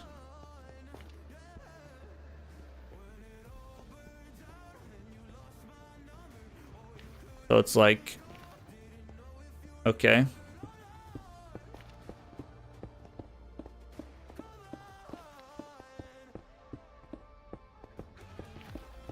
Borderlands 2 is definitely just like the perfect storm in general, though. Borderlands 3 damn near could have been perfect if they balanced the loot better and their riding wasn't horrible. And the thing about the loot is that's something you can balance, but you can't rewrite the entire game after it's been released. So like the broken loot could have been patched. They could have dropped down drop rates. The only thing that was kind of meh about Borderlands 1, I guess, was the fact that the dedicated drops weren't as much of a thing. So like farming wasn't necessarily that big of a thing. But there wasn't really that many, from what I understand, there wasn't really that many like really good farms in the pre-sequel either. So hopefully the story is good in this game, and then they have good balance with weapons, and I think people are going to be happy. Because like if you literally would like take the Borderlands 3 mechanics, right? Like if you take the Borderlands 3 game mechanics, how the game feels, the gunplay, all of that stuff, bring down the amount of loot that drops. Because like you get to a point in Borderlands 4 or Borderlands 3, I'm sorry, where it's like there's no point in even looking at guns that are purple, or like not purple. You don't have a point looking at guns that are like blue or below. Like there's no point in looking at blue, there's no point in looking at green, there's no point in looking at white, because you know that there's going to be a purple that drops, so you know there's going to be an orange that drops, or you know that you're waiting a level for a purple, or you're waiting a level for an orange. Like I obviously don't want to have to spend 10 hours farming one specific gun that's not even perfect. Like you shouldn't kill an enemy and have it drop three legendaries at once. So I think if they tone down the legendary drops in the world pool and like have every enemy drop like 1 or 2 dedicated, that'd be cool. And if the story's good, obviously. Because like it wasn't even, I feel like Tyrene as a boss wasn't even like bad, give or take, you know. I think it's just the writing was so cringe in the entire game that it made her not that good.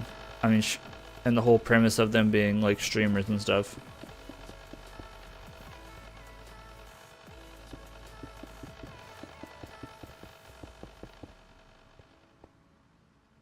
That'd be interesting. Your friends would have to be like what, Lilith, Ava. If Ava's back in the game, who's still alive?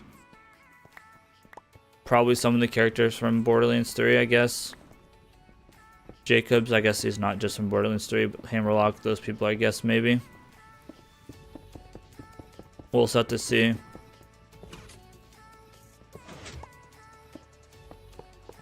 The timekeeper definitely seems strange to me, to be honest, that it's like a timekeeper instead of, because like we're vault hunters, right?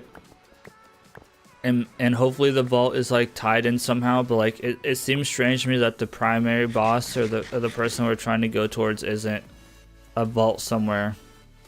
So hopefully they tie the timekeeper into like the vault. Maybe he's using a vault monster or something or something or other, but like it just wouldn't feel right if the final boss isn't a vault monster. So hopefully they tie that in somehow.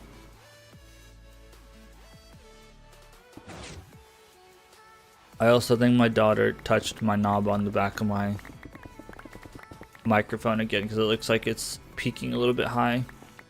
Hopefully the audio's been okay. But yeah, I don't really know much about the timekeeper. I've been keeping it hush hush. The extent of what I've done is watched gameplay. Thought it looked cool.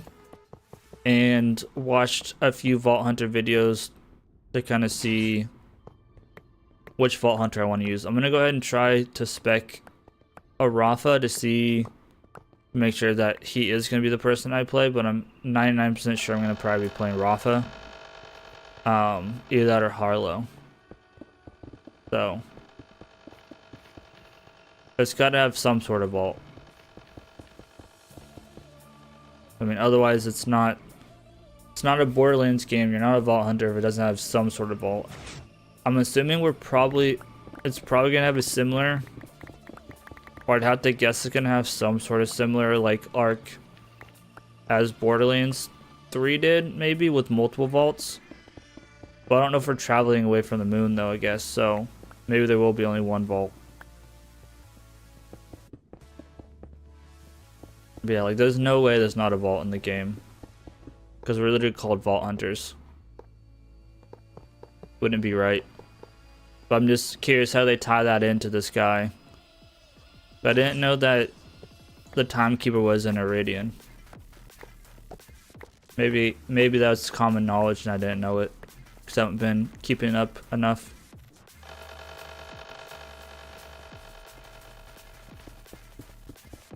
I thought the timekeeper was just a fat dude that ruled over the moon.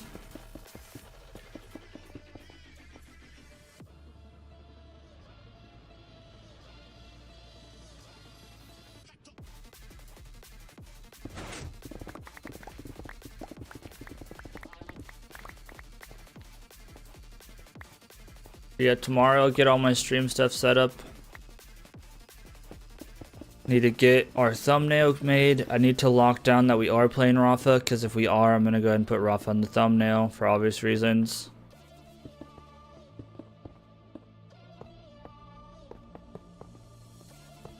That'd be interesting.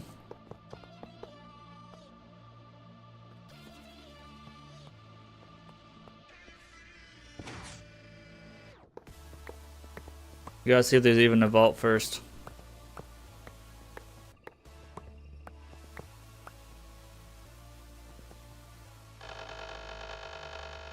But yeah, I'm curious how this whole timekeeper thing is gonna play out, for sure. It's gonna be hard to stay away from the Borderlands side of the internet tomorrow afternoon / evening, like while I'm on my lunch break and stuff, and after work, because I don't want any spoilers.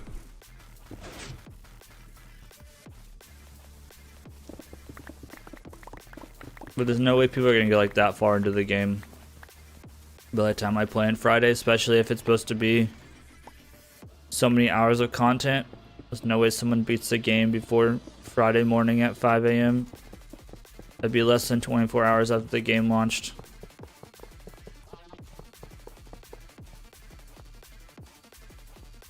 I'm also thinking about doing a...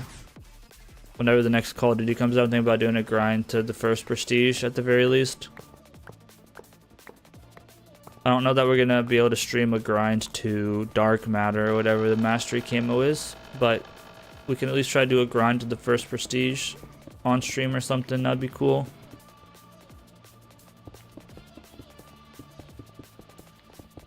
As long as there's no other like story games that come out around COD, then I'll probably grind it heavy, especially like on weekends.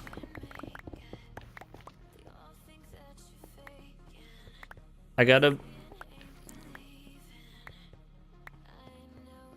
decide how I want to handle Call of Duty. Do I want to stream the entire campaign first?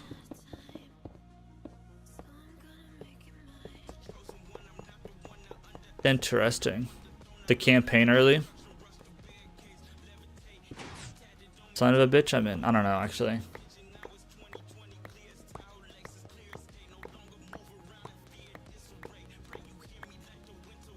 It'd just be the campaign though. But we could have the campaign done far before. We could at least have the campaign done far before multiplayer comes out. Which would be big, because then we can hit multiplayer the night it comes out, or the day it comes out, whatever. Same difference. I wish I had, like, real PTO. That's the only thing that sucks about my current job, is that I'm on a contract with a company, I'm not being, like, loaned out, but, like, I'm on a contract from one company to work for my current company. That seems kind of far-fetched to be honest, for Black Ops 7.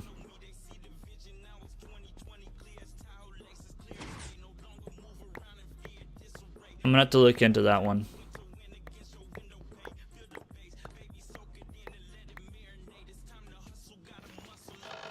Seems kind of far-fetched to let people get a month head start on multiplayer. A couple of days I could see, but a month seems kind of excessive. I'm gonna look into that. All of the big COD players are gonna be playing it early before I could even get my hands on a physical copy anyway, so it wouldn't matter when I got on, to be honest.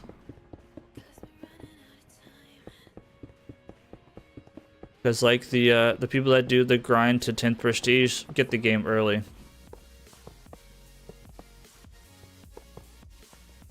Yeah, I would assume that's probably you get campaign a month early. And then you get to play multiplayer on release day. But even then, if I did play multiplayer on release day, what's going to end up happening is the big, like, Doom Clan, FaZe, Optic, all of those people, they're going to get the New Zealand trick on Xbox Game Pass, and they're going to play the game early. So that's just what's going to happen for multiplayer. But I was saying, like, I wish I could just take the day off. The day like that game comes out and, like, literally stream at like 11 p.m. all night, wake up, stream some more, but I don't get very much PTO, so I don't want to waste it on Call of Duty. I'd rather waste it on an actual vacation. But I'm hoping that my contract with this company gets bought out by my current company, and then I'd get automatic 2 weeks plus like 11 holidays or something, or 12 holidays. 12 holidays plus a week off in December, so like then, and you can buy extra PTO if you wanted it, but like if I had a week of PTO to play games and a week of PTO to go on vacation, I'd be thrilled with that. Because like my vacation this year that we took, we went to Cancun. I only had 2 PTO days that I got to use on it because it is an accrual thing.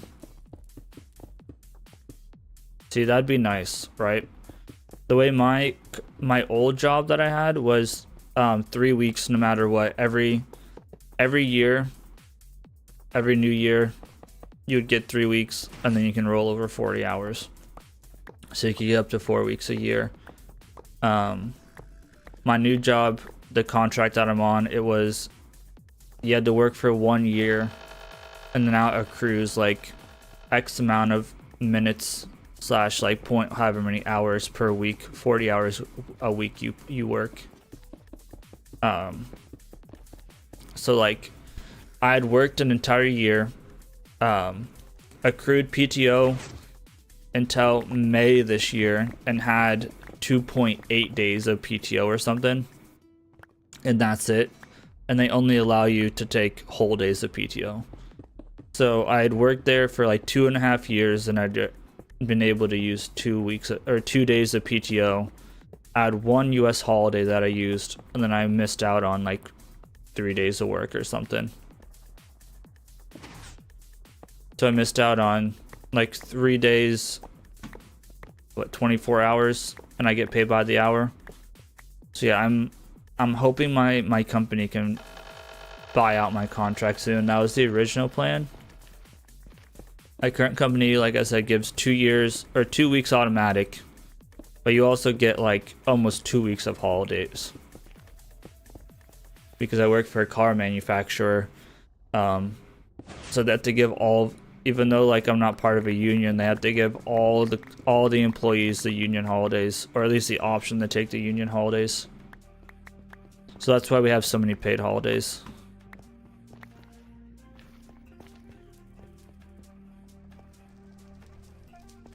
No, I'm not self-employed. I work for a company that pays me. and then they contract me out. My company's like a pimp and I'm a prostitute. And I get paid by my company.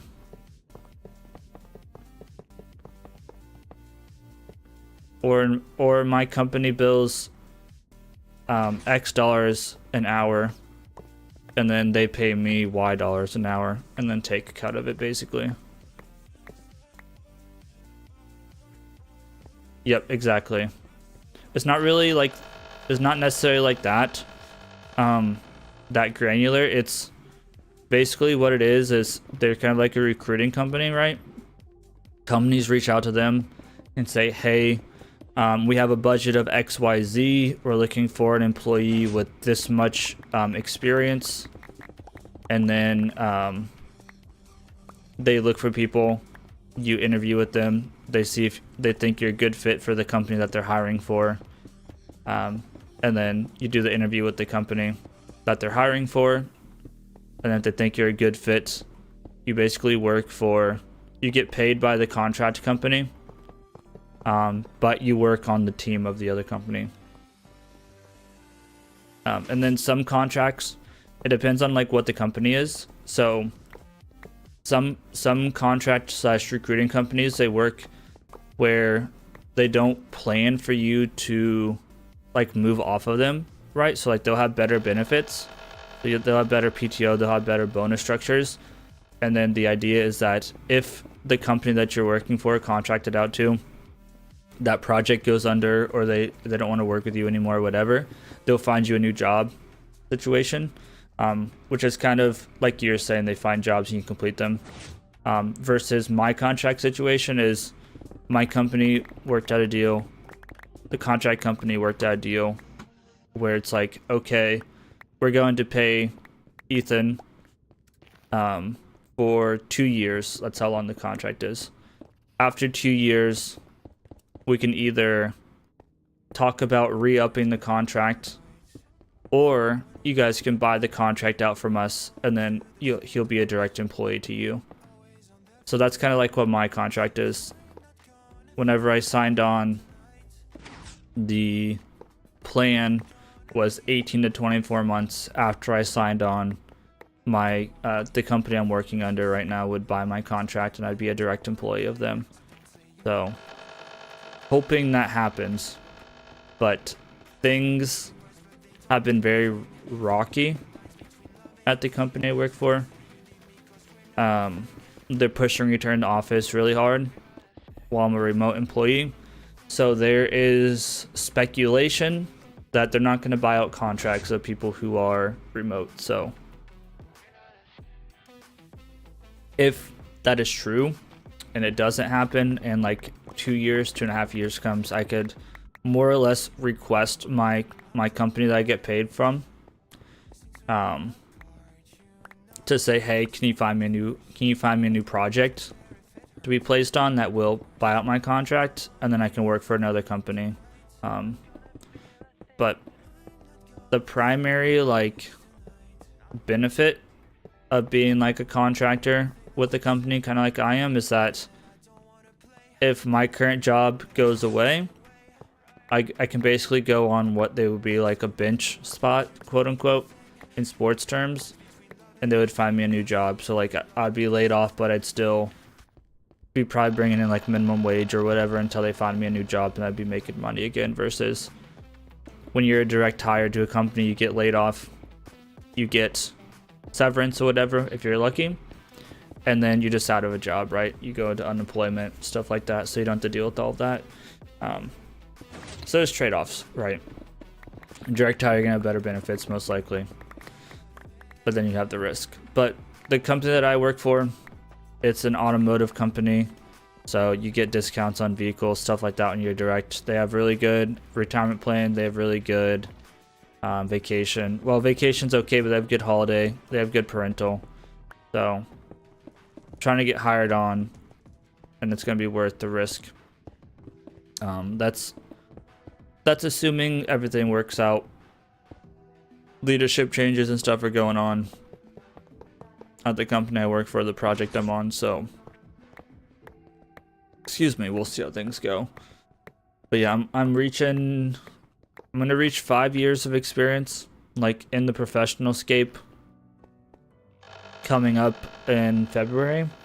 So like if things don't really work out with this contract, they don't buy me out, I'm gonna start like seriously looking for new jobs, and because that's the easiest way to make more money anyway.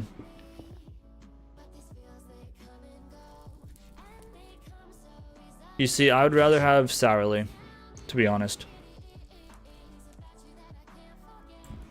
There may be times, and that'd be the biggest thing also, is I'd move to salary instead of hourly. Yes, there's risk of working overtime in this job, but I think I've worked overtime.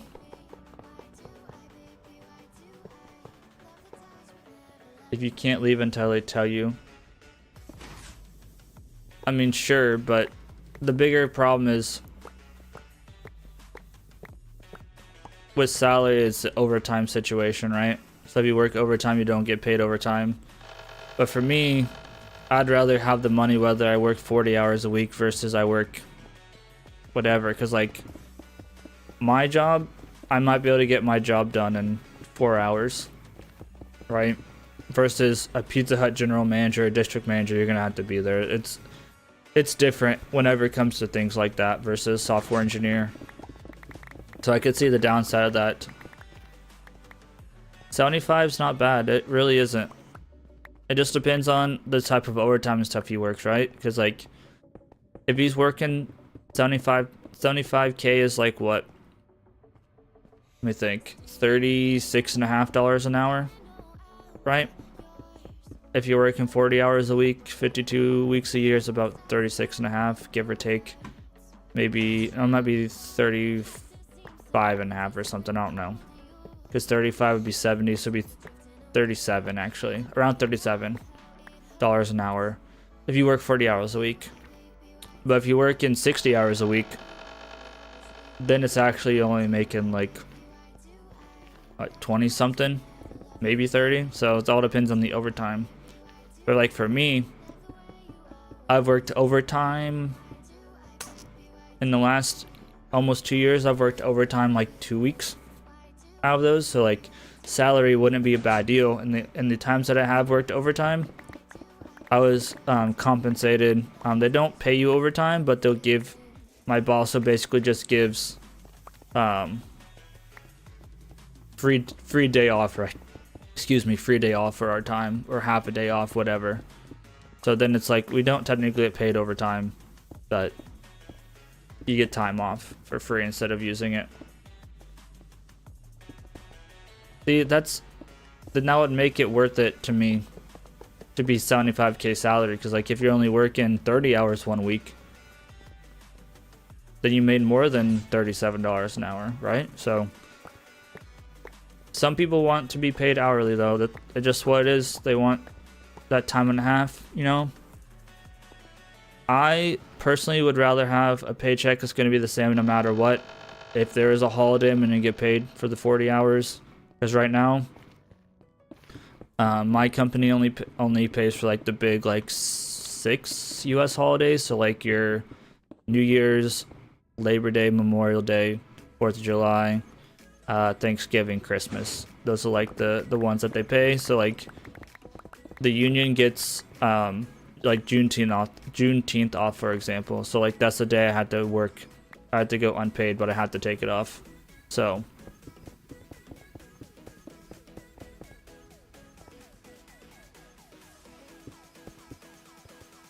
that's not horrible.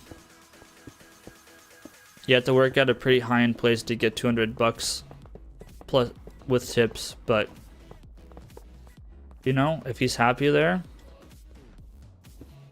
let him do him, you know? The only thing is, does he work 5 nights a week? Or does he only work? That's the other thing you have to keep into account though. Like, sure, you can make $200 a night, but are you working 5 nights a week, 6 nights a week, 7 nights a week? Are you only working 3 nights a week? It makes a big difference. Because if you're only working 4 days a week, let's say, that's only $800 a week versus 750 or 75,000. You're probably making 12 to 1,500 a week. So yeah, I lose a lot of money in holidays because there's so many holidays that my company takes I don't get paid for on my contract, unfortunately.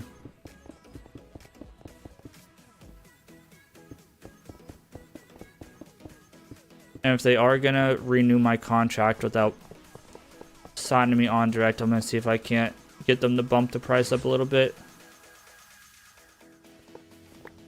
That just went through like a couple weeks ago or a couple months ago. So like he's had tax on tips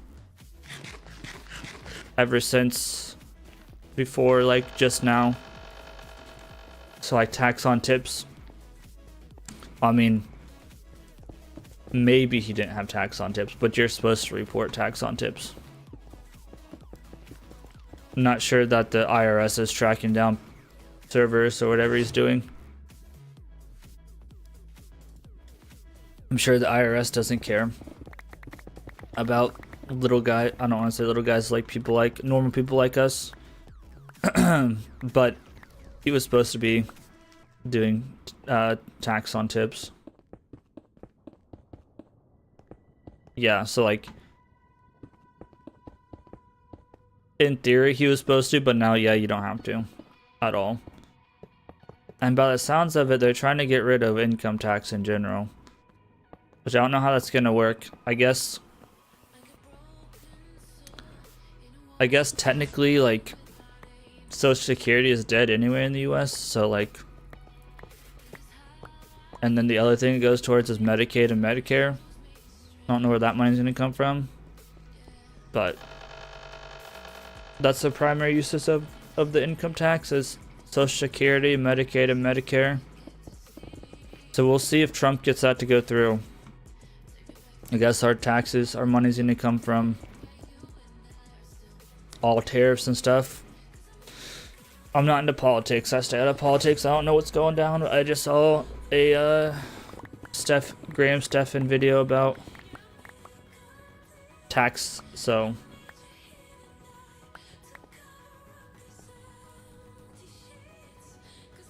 that's actually like 25% is really not that bad for income tax.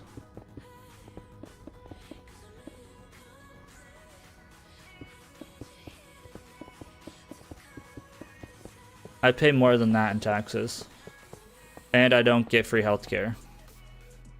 So I also could spend a little less in taxes each year, but like my percentage that I take home is less than 25% of my, or less than 75% of my paycheck.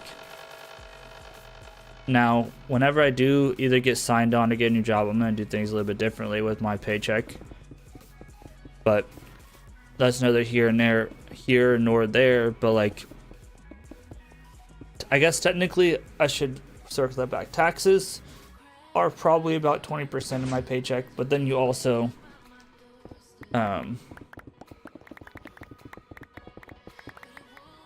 my taxes are probably 20-ish% of my paycheck, but then you also have to pay for healthcare and stuff. So like my healthcare makes it so I take home like only 70 instead of 75% of my paycheck. So I would take 25% of my paycheck for now than paying for healthcare. The only question is, what is your healthcare like? Is your healthcare similar to Canada, where it's damn near impossible to get healthcare and get into a hospital, or is it not too bad? That'd be the primary concern. I know that healthcare in like the European countries are pretty bad, or is pretty good, from what I understand. But I also feel like people in the European countries don't get sick that often because their food is actually good. Like Spain and stuff, everyone's like, for the most part, skinny and healthy. Yeah, that wouldn't be bad then. I don't really go to the doctor. Doctors aren't too bad. ERs, forget about it here. It also depends on where you live in the country. If you live in a small area, the ER is not gonna be bad, but like when we went to the ER in like the big city in Arlington, it was horrible. And then your insurance doesn't even pay for all of it anyway.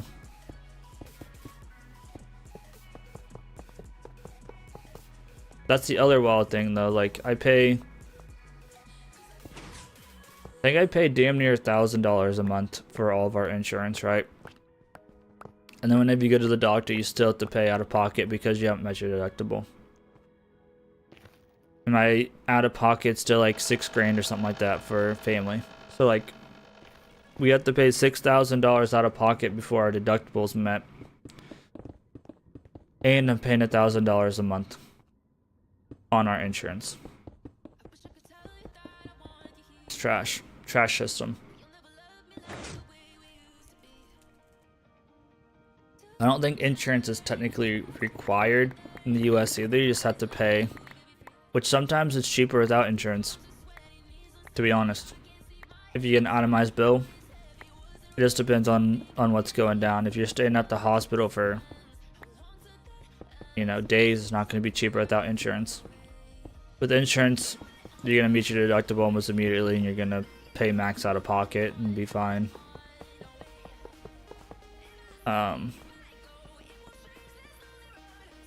Or insurance, like as in auto insurance.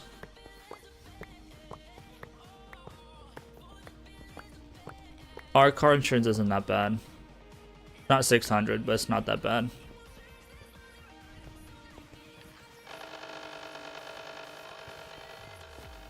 And that's in an expensive state, because I think Texas is like a... Texas has so many uninsured drivers that you have to have more money for... you have to pay more money to get higher protection against uninsured drivers. But even with that, our insurance isn't that bad.